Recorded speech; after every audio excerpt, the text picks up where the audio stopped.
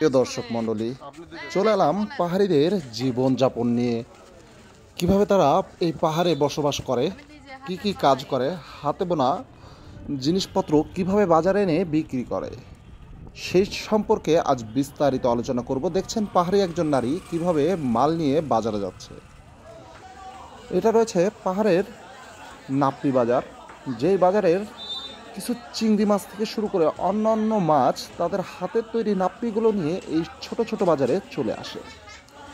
এই বাজারটা অত্যন্ত সুন্দর, আপনারা যদি না আসেন তাহলে অবশ্যই মিস করবেন। বাজারে হাজারো মানুষের ভিড়, খাস করে ব্যবসায়ী বেশিরভাগই নারী এবং পুরুষ উভয় মিলেই এই বাজারে বিক্রেতা, ক্রেতাও নারী পুরুষ দুজনেই। দেখুন, এইখানে এক দাদু এই নাপ্পিগুলো বিক্রি করছে, ওইখানে এক বৌদি নাপ্পি বিক্রি করছে। এনারা মিলেমিশেই এই হাটে বসে।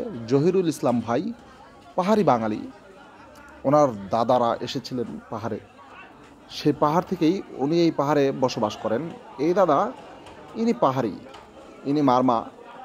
খুব সুন্দর ওনাদের ব্যবহার, এই ব্যবহারে আমি আসলেই মুগ্ধ।